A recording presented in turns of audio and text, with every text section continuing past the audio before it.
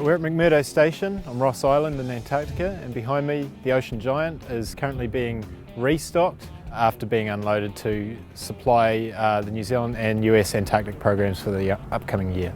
Coming off the ship, we have about 389 different lifts or containers coming off.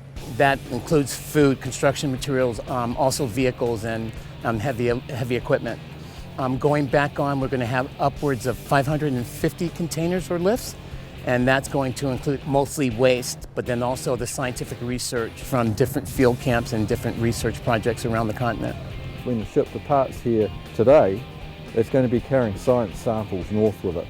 So ice cores, for example, and this is all to assist the understanding the different patterns of climate change and to help us look at modelling what perhaps may happen in the future. New Zealand Defence Force contributes a ship offload team of approximately 53 people. We divide our day into two 12-hour shifts. The riggers will pile up all the rubbish and junk accumulated over the year and rig them onto flat racks to be loaded back onto the ship. The general assistants will load the containers. The stevedores will work down on the port, helping to load containers onto the ship and offload the new ones. And the drivers will carry those containers out to the various areas around Ross Island. The New Zealand Defence Force, they pretty much are the experts when it comes to working on the wharf and also do the driving down here. They hold a huge part in this evolution. Without them, we absolutely couldn't do it as effectively as we can. My truck here is Mary Patrice. It's got a lot of character. It's got a lot of things that aren't working on it, and it's sort of like being held together by sticky tape and rubber bands, but it does the job. We make it work.